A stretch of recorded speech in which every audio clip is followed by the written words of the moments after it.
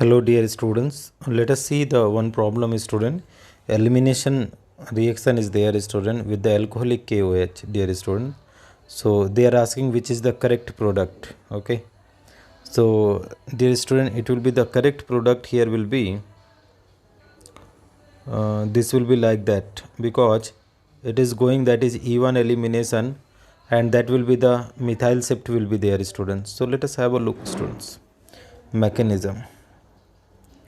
So we are having the mechanism. If you are seeing a student, so what the compound is here is the bromine and this is the CH3, this is also CH3 and you can have a look over it. Okay, this is the 1 2. So this is 1 bromo 2 comma 2 dimethyl, no 2 comma 2 dimethyl cyclohexane. Okay, 1 bromo 2 comma 2 dimethyl cyclohexane. अब here you are treating with the alcoholic KOS is there. Okay, so in the very first step student, what we are going to do, we are going to do the heterolytic fission because its mechanism is what student, this is the E1 elimination mechanism, E1 elimination reaction. So E1 elimination mechanism means carbocation will form in the first step. Okay, so here the carbocation is getting formed student, right? So here is the positive charge, here is the methyl group are there, right? What will happen students, here in the next step there will be the methyl shift will be taking place. Okay, because that is, this is the 2-degree carbocation and the possibility is there that is this can form that is 3-degree carbocation. Okay, so what will happen for this process, this total methyl group, one methyl group is shifting to this position. So let us have a look over the what the new product will be looking like.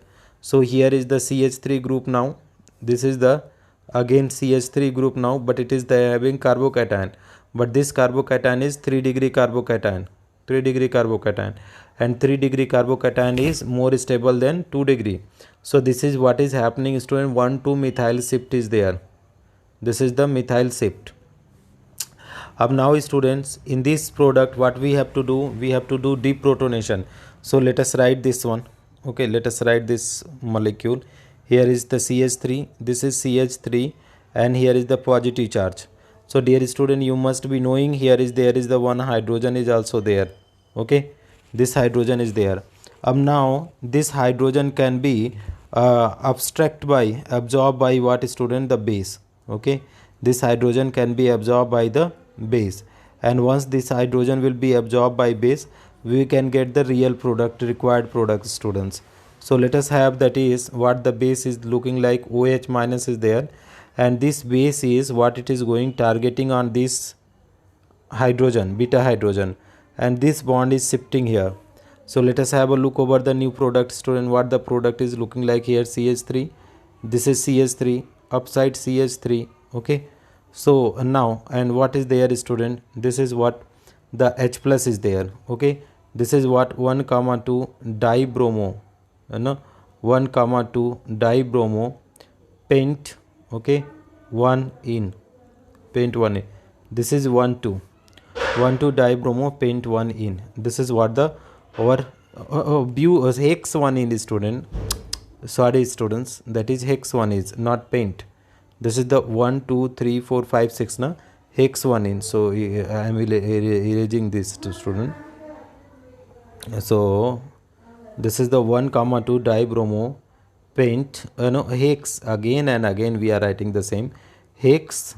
Okay student, this is hex 1 in, this is our required product. Now dear student, let us match it out, let us match this product, where is it matching or not.